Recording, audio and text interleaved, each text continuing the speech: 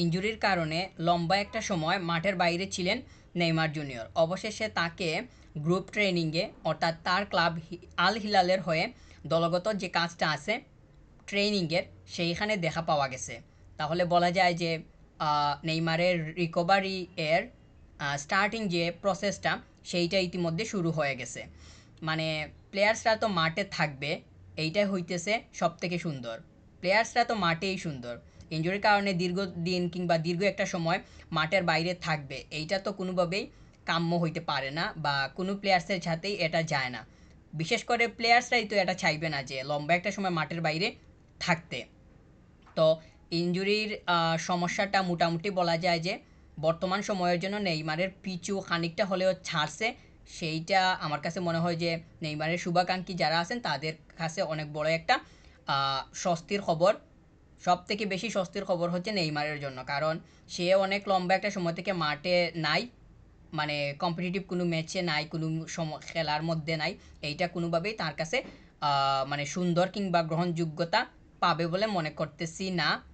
তো সে যেহেতু ট্রেনিং করতেছে তাহলে আমার কাছে মনে হচ্ছে যে রিকভারি হইতে বেশি সময় লাগবে না।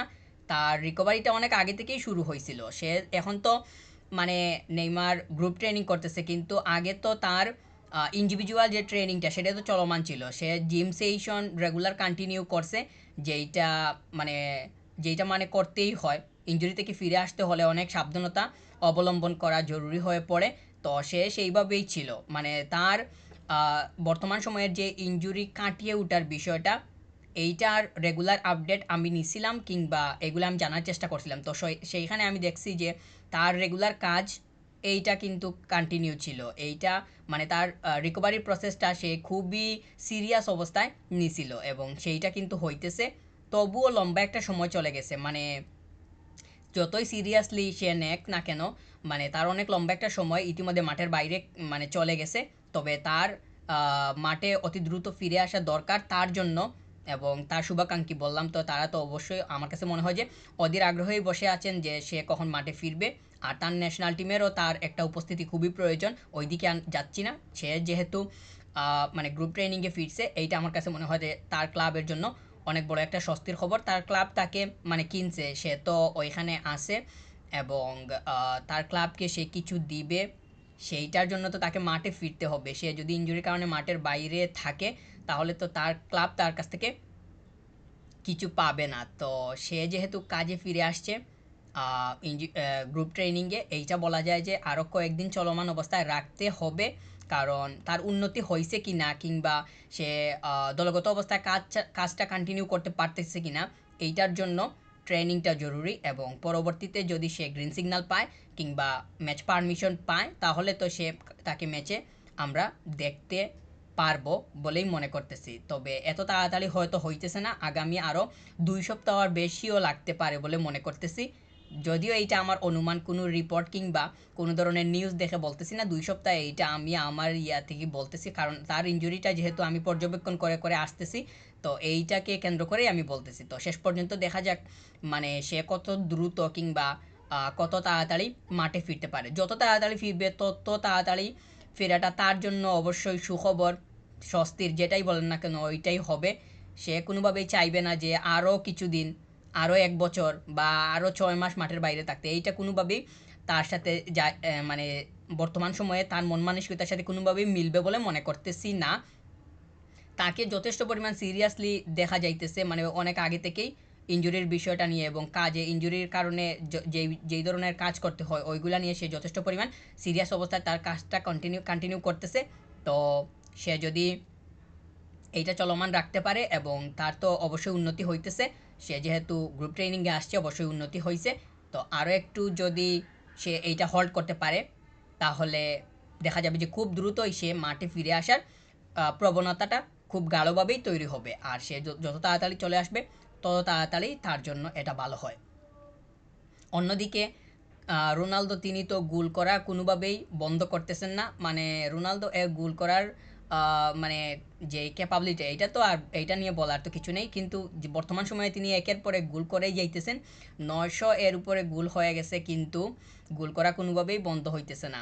গতকালকে তিনি আল নাসরের হয়ে একটা গোল করছিলেন এবং সেখানে তিনি ওনার বাবাকে স্মরণ করছেন এই গোলের মধ্য দিয়ে। অবশ্য ওনার বাবা ওনার কাছে অনেক বড় জিনিস, প্রত্যেকের কাছেই সেটা তো থাকবে, কিন্তু উনি যেখান থেকে উঠে আসছেন কিংবা ফুটবলে আসার পেছনে কিন্তু ওনার বাবার অনেক বেশি অবদান আছে বা ছিল। তো এইটা তিনি কখনোই বলতে পারবেন না কিংবা বলতে চাইবেন না, মানে এইটা তো ভুলার তো কোনো ধরনের প্রশ্নই আসে না। তো তিনি ওনার বাবার জন্মদিন ছিল খুব সম্ভবত, হ্যাঁ জন্মদিন ছিল। তো উনি ওনার বাবাকে গোলটা উৎসর্গ করছেন। এইরকম আমরা সচরাচরই দেখি যে প্লেয়ার্সরা গোল করার পর ওনাদের ফ্যামিলির মানুষজনকে উৎসর্গ করেন। ডেডিকেটেড করাটা কোনোভাবেই যে অস্বাভাবিক সেটাও না, এইটা আমরা সচরাচরই দেখতে পারি। তো ক্রিস্টিয়ানো রোনালদো তিনি তো গতকালকে একটা গোল করার পরে ওনার বাবাকে স্মরণ করছিলেন। এইটা মানে আমরা মাঠের মধ্যে দেখতেই পারছিলাম। তো মানে ক্রিস্টিয়ানো রোনালদো এবং নেইমার জুনিয়র এই দুইজনের বর্তমানের আপডেটটা কিংবা খবরটা হইতেছে যে মানে নেইমার তিনি তো ইনজুরির জন্য ফাইটিং করতেছেন। সে মাঠে ফিরে আসতে খুবই মরিয়া, সেইটা অনেক আগে থেকেই দেখা যাইতেছে। এবং সে যত তাড়াতাড়ি ফিরে আসবে তত তাড়াতাড়ি তার নিজের জন্য ভালো। মানে সে তো কোনোভাবেই চাইবে না যে আরও আরও সময় মানে মাঠের বাইরে থাকতে। তো সে যত তাড়াতাড়ি আসবে তার জন্য ভালো, তার ক্লাবের জন্য ভালো। তার ক্লাব অবশ্যই তার কাছ থেকে অনেক বেশি এক্সপেকটেশন নিয়ে বসে আছে যে সে কখন ফিরবে, মানে দলের জয়ে তার অবদান রাখবে, কন্ট্রিবিউশনটা সে বাড়িয়ে দিবে। এইটা তো অবশ্যই মানে তাদের ক্লাব অবশ্যই, তার ক্লাব অবশ্যই তার কাছ থেকে প্রত্যাশা করবে। এবং তার ন্যাশনাল টিমের জন্য সেটা ভালো হয়, কারণ সে যদি সে যত তাড়াতাড়ি রিকভার করবে তত তাড়াতাড়ি দেখা যাবে যে তার কল পাওয়ার সম্ভাবনা ওই দিক থেকে বেড়ে যাওয়ার সম্ভাবনা থাকবে। তো সে যদি ওই দিকে মানে নিজেকে ইনভলভ করতে পারে তাহলে ওই দিকের উন্নতির বিষয়টাও কিংবা ওই দিকের বিষয়টাও মানে তার সামনে আসার কিংবা ওই দিকে কাজ করারও তার সম্ভাবনাটা বেড়ে যাবে। সে যেহেতু গ্রুপ ট্রেনিং করতেছে তাহলে বলা যায় যে তার ফিরে আসতে খুব বেশি দেরি হওয়ার কথা নয় বা কথা থাকবে না। আবার পরিশেষে যদি রোনালদোকে বলে শেষ করি, তিনি তো বললাম গোল করা কোনোভাবেই বন্ধ হইতেছে না। অবশ্য এটা ওনার যে মানে এইটা যে ওনার কখনো বন্ধ ছিল তাও তো না, দীর্ঘ মানে 14-15 বছর থেকেই সেটা চলমান অবস্থায় আছে।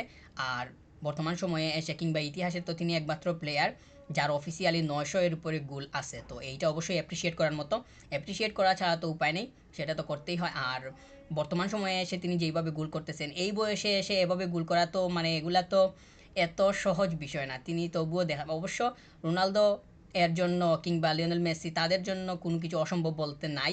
তারা সব কিছুকেই সম্ভব করেই গেছেন, দেখিয়ে মানে এখনও দেখাইতেছেন। অবশ্য এই বয়সে এসে রোনালদো যেইভাবে একের পর এক স্কোর করতেছেন, এইটা অনেক বেশি ইন্সপায়ারিং বিষয়, যারা মানে বর্তমানে ফুটবলাররা আছেন অনেকের কাছেই বলেই মনে করতেছি। তো তিনি তিনি তো ওনার গোলটা লাস্ট মানে শেষ সদ্য শেষ হওয়া যে রাতে তিনি গোল করছিলেন, ওইখানে তো ওনার গোলটা তিনি ওনার বাবাকেই স্মরণ করছিলেন।